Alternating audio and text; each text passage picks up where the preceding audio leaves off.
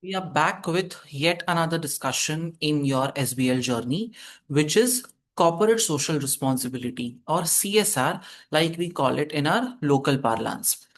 Corporate social responsibility is one of the basic primary defining tenets for any business.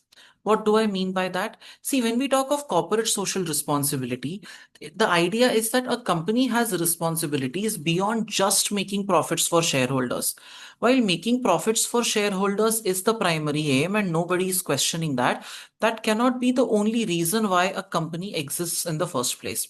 So, when we are talking about corporate social responsibility, what we are saying is that the company should act in a way which is ethical, which is sustainable and beneficial to wider stakeholders such as employees, customers, communities, environmental support groups, the community around us, everyone included.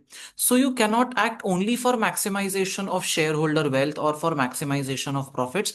Those are very good and key objectives to have, but you should act in a way which does not harm the world around you. So it is basically balancing profits along with people and the planet. We will study a concept called triple bottom line very soon, and corporate social responsibility, in a way, is closely connected with that, which means get profits, no doubt, but not at the cost of people and the overall well being of the planet. The idea is that you should be profitable, but not at the cost of society. You should follow the laws and regulations of the land where you are operating. You should function in an ethical manner. You should go beyond legal requirements to do what is right.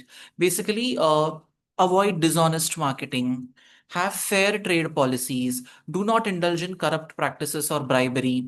And of course, then there is the philanthropic responsibility that, see, you borrow resources or you take resources from the society, so it is incumbent on you to give back to the society, which basically gave you all the resources. So, participating in actions like community development or education or healthcare, like for example, the Tata Group or Infosys, which we are going to discuss later today, uh, place a lot of emphasis on improving the overall well-being of society. Infosys Foundation has been instrumental in working for the betterment of lives of sex workers in Karnataka. Or the Tata Group basically extends a lot of support to the society in which it operates. For example, when the 26/11 attacks happened, if you know the Taj Hotel in Mumbai, there are a lot of small vendors like who sell pav bhaji, juice, fruits, and all of that. And naturally, they were damaged. Some of them lost their lives. Their family members suffered. So, what the Tata Group is saying is that Tata Group went beyond its basic responsibility. It tried to rehabilitate the lives of those people who were not working at the Taj but who were working around the Taj, because their lives also got deeply impacted when the 26/11 attack happened. So naturally, that shows how they are trying to go above and beyond and giving back to the society.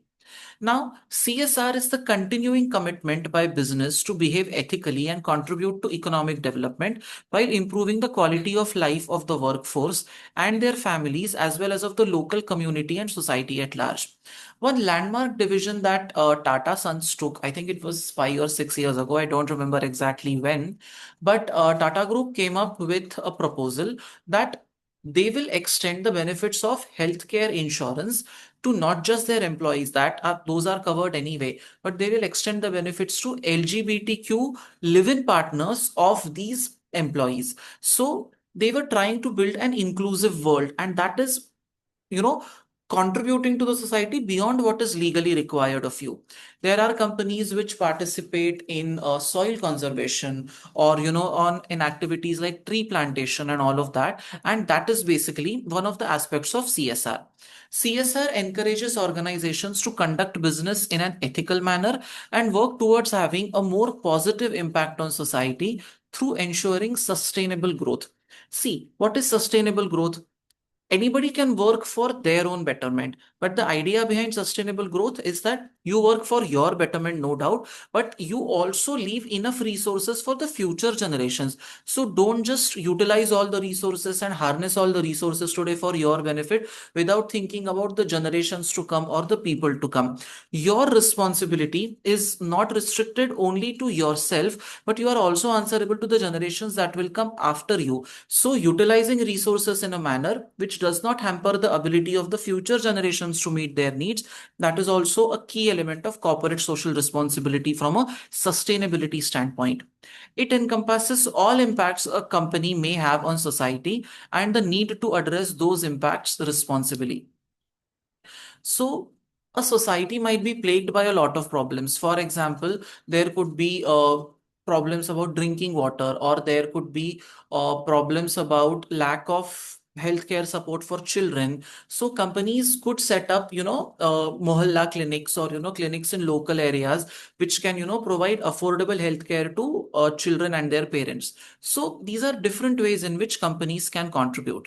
Now, there are four aspects which are the focus of CSR: stakeholder treatment, focusing particularly on employees, suppliers, and customers through fair wages, ethical sourcing, quality products, and transparent communication practices. For example, some companies or some vendors, what they do is they only source directly from farmers, thereby eliminating middlemen, and they only source from farmers who produce goods, who produce agricultural products without using chemical fertilizers. So that way, they are promoting the growth of organic products and trying to remove the negative impact of these fertilizers and pesticides on the human body. Or ensuring that you deliver the right quality of products to the customer as is promised, or providing fair wages and equitable treatment to all your employees. That is the stakeholder treatment aspect. Then environmental approach, which basically means, implementing sustainable practices, not wasting resources and keeping enough for the future generations, reducing the carbon footprint by trying to manage the CO2 emissions, managing waste in a responsible manner. Maybe See, waste management is a big challenge. So companies or organization can work towards having, waste management plants, or, incinerators, so that they can reduce the negative impact on the environment, and investing in renewable energy resources. Of late, in the last 3 to 6 months, I have read a lot of news reports where companies or even state governments are shifting to solar energy, and that seems like a step in the right direction. Then community interactions, engaging with local communities through support programs, charitable initiatives, and contributing to local economic development. I know of quite a few companies, and Tatas and Reliance and Infosys and Wipro, they are at the forefront. What they do is they organize free health checkup camps or free dental checkup camps, so that a large number of people can benefit who might not be able to afford it. And most importantly, operating with transparency and integrity, maintaining honest reporting, ethical decision making processes, and clear communication. See, the focus has always been transparency, making appropriate disclosures for all the stakeholders without feeling the need to cover up some wrongdoing of the company. So if your focus is that, if you want to make sure that you are fostering the right environment for the company, then you should primarily focus on transparency and integrity. Now, companies indulge in a lot of practices. Okay, like for example, what some companies will do is they will send rakhis to the jawans, who are defending the country's borders. Or some of them, will start supporting local artisans. I've seen a lot of film and television actors who are promoting local artisans and their handmade products, so that the money goes to the right hands and their hard work is also rewarded. Some could engage in corporate philanthropy, that could take the form of, making huge donations to cancer research or for free treatment of cancer patients. Then establishing appropriate code of conduct, so that you start leading with an example, and then the benefit will spread to more and more people, and you can become an example that people want to follow. Naturally, people would want to associate with companies which are trying to do better for the society. And then, of course, environmental reporting, publishing detailed reports showing the organization's impact on the environment and the society as a whole. And these are all good to have practices which will improve your overall image. And some advanced CSR initiatives would include eco-efficiency, reducing environmental harm through operational improvements like carbon footprint reduction and sustainable resource use. See, we as a society are yet to be developed to that level where we will make active efforts to reduce carbon footprint or to even understand what carbon footprint is. But basically, trying to reduce CO2 emissions, trying to make sustainable use of resources, which means using resources for yourself but without compromising the ability of future generations to meet their needs.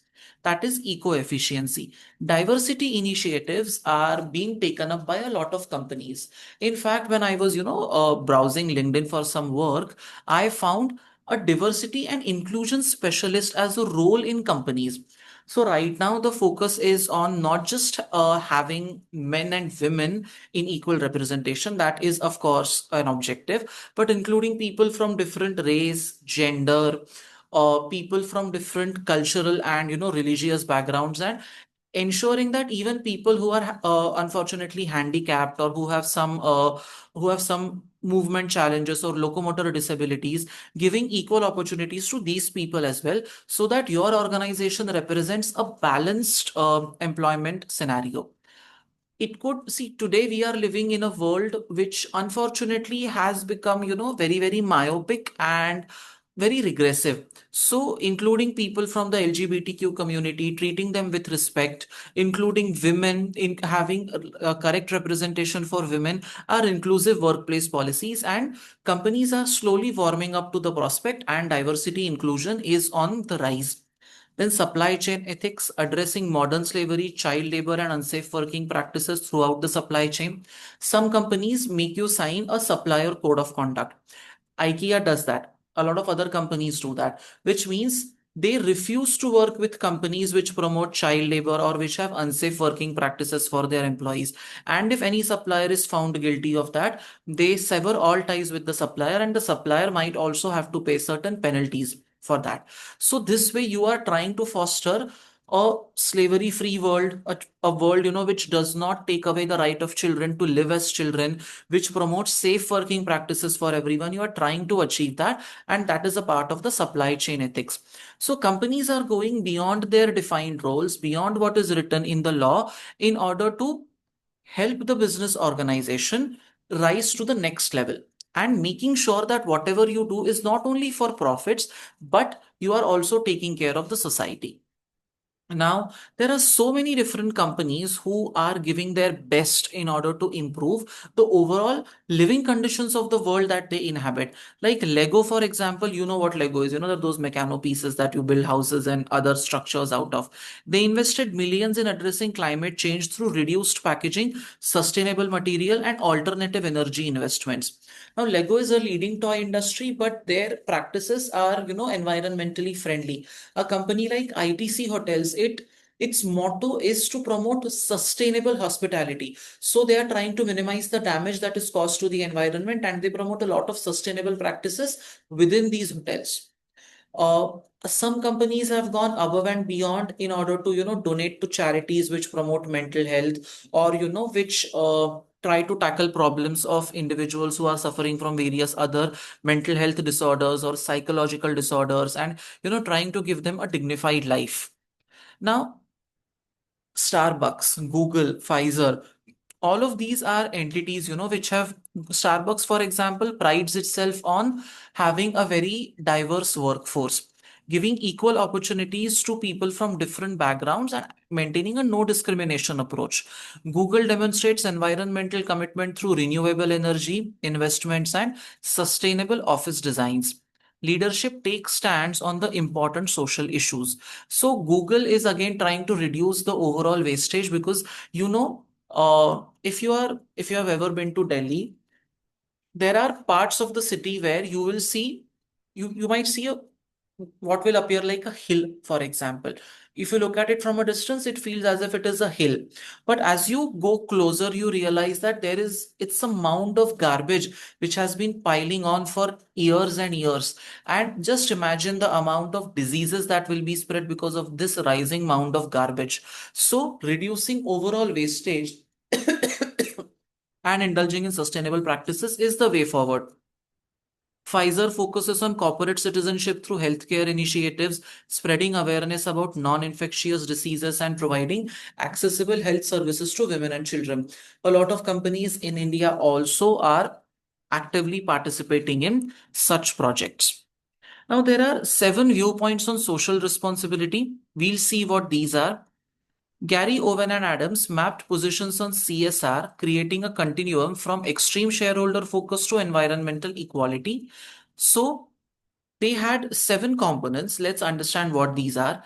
Pristine capitalists, extreme stockholder focus, shareholder wealth maximization is the fundamental principle. This is one end of the spectrum where you are only looking at profits and you don't really care about how the other stakeholders are faring or are their interests being taken care of. Then expedience, shareholder wealth maximization, but recognize CSR expenditure, but recognize that CSR expenditure may be needed for profit. A lot of companies, they do a token CSR spending. Like, they will do some tree plantation only for the purpose of getting a photo clicked and putting it on social media. So your main focus is still profit and shareholder wealth maximization, but you are also aware of the impact that putting out these posts on social media can have on building up your reputation. So you will see people doing nice photo op standing with a tree in their hand, or going to some child healthcare center and cutting a ribbon, so that you are trying to spread a positive word. You are making a small expenditure, but your main focus is just profit, profit, profit.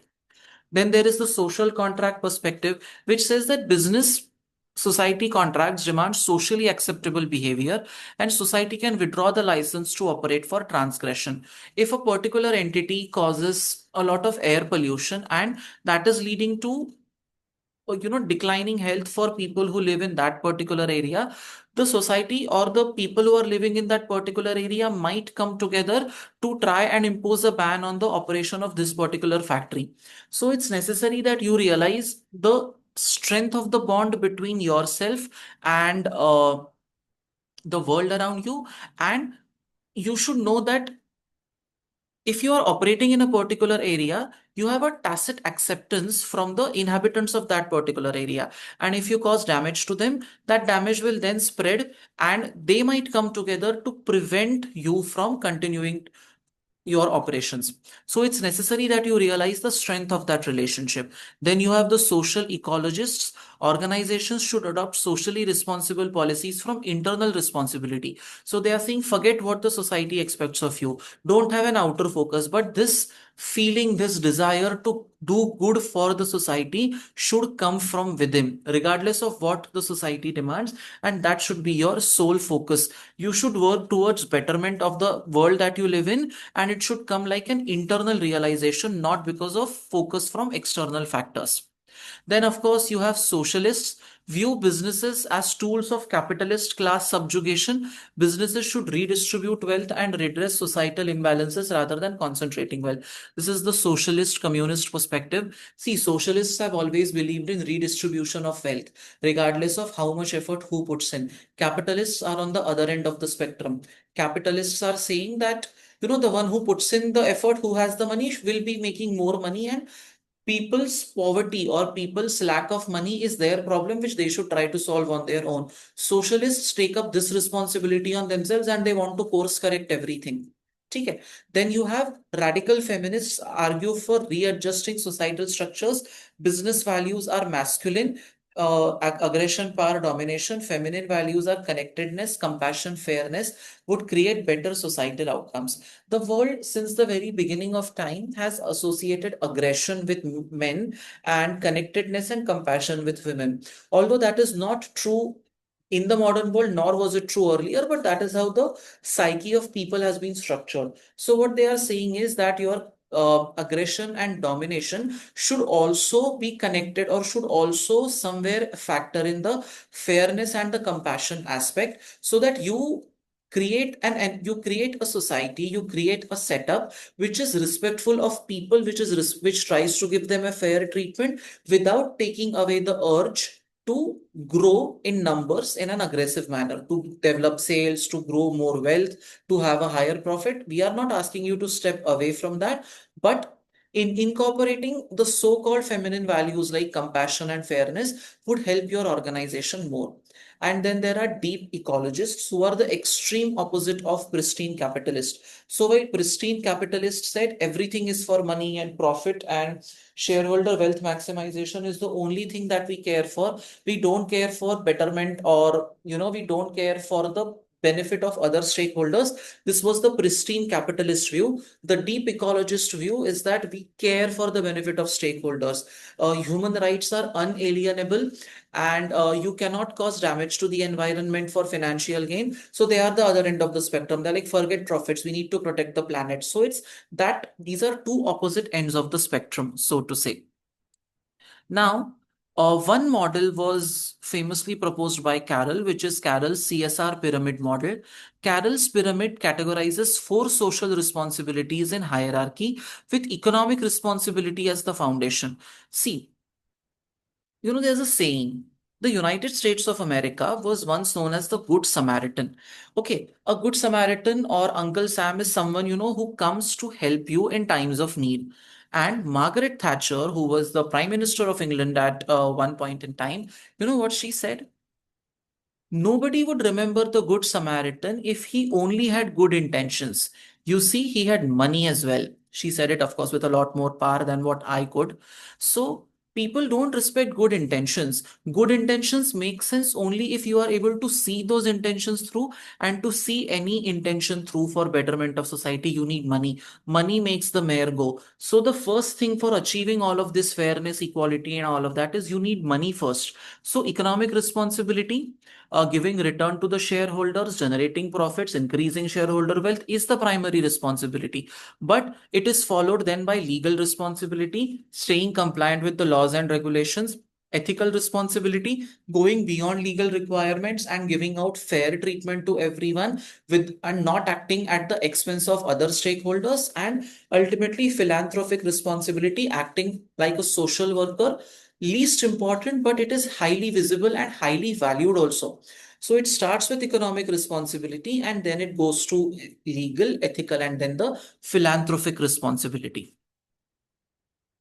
There are other CSR models also beyond that pyramid, which we saw just now. There is the intersecting circles model. It recognizes interrelationship between responsibilities. No responsibility is more important than other. Your commitment to deliver value to the stakeholders, to the shareholders, and generate wealth is one aspect. Legal responsibility, staying compliant with rules and regulations is another aspect. And principles of good behavior, the right behavior, the truthful behavior, openness, fairness, that is your moral responsibility. And all three have an equal footing. One is not more important than the other.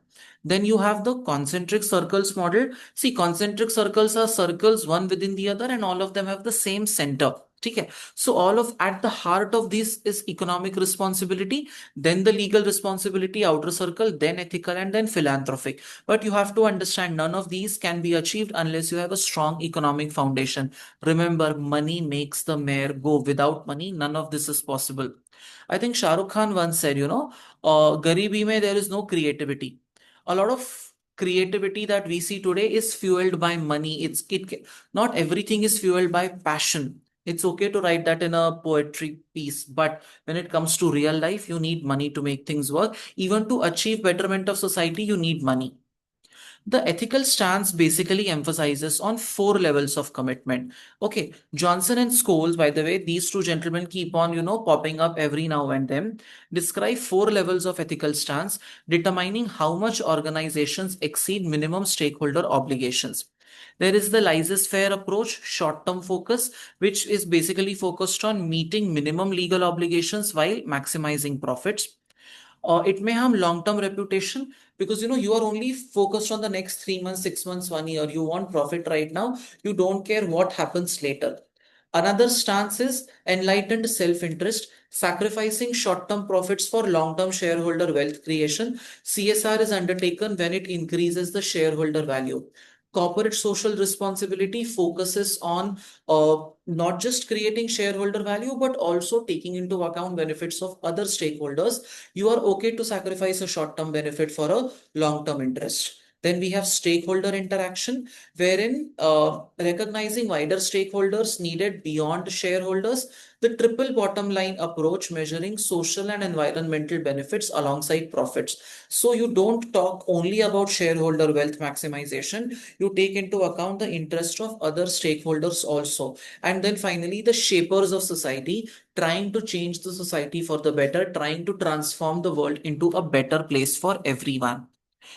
And any discussion of CSR is never complete without talking about climate change, because climate change is a reality. I mean, we saw that in 2025, the number of floods that have taken place in the country, it is beyond anyone's imagination. The water levels are rising, the climate cycles have changed, and that means we need to become more and more aware. We need to move towards sustainable business practices. For that, information transparency, social media might help, in creating that understanding of how climate change is impacting the world and what are the steps that you should take. Then talk about activist influence. I mean, your book talks about people like Greta Thunberg, but I think she's a big fraud. The real people who are working on climate change and making a real impact, they are not on social media. There are activists in South India who are, indulging in large scale tree plantation and soil conservation, but because they don't have a fancy Insta handle, nobody knows about them. I think the Padma Awards, Padma Shri, Padma Bhushan Awards, they do honor these activists, but again, because it's not on Instagram, not many of you would know about it. And this year, more than any other year, has seen, so much of an adverse impact of climate change, that if we don't become aware of these impacts right now, I think the future is doomed, which is why looking at climate change will become a core business responsibility. You should remember that every business at the end of the day is a corporate citizen, and like we as individual citizens have responsibilities, something as simple as not throwing litter on the road is an individual responsibility of a personal private citizen. Similarly, companies also have certain rights and responsibilities. Their responsibilities, they should understand that they have to follow the laws and regulations, act in an ethical manner, be good employers, not create problems for your employees, give out fair treatment to them, pay fair wages, and encourage suppliers to adopt similar practices. Their rights are, of course, to enjoy legal protection and societal support. But see, it's a two-way street. You cannot have only rights and operate without responsibilities. All both have to work together. You have to work hand in hand, the rights and the responsibilities part. And the UN Sustainable Development Goals framework has, see, this is what the United Nations is probably working towards in terms of creating a sustainable environment. They have certain targets of, removing global hunger, global poverty, creating equal work opportunities. And they have set 2030 as the target year for achieving this ambitious target of transforming the world. And companies like Microsoft and all of these, like the bigger corporations, they are actively working on these sustainable development goals so as to make the world a better place. It remains to be seen how this objective will actually be achieved. Fingers crossed on that one.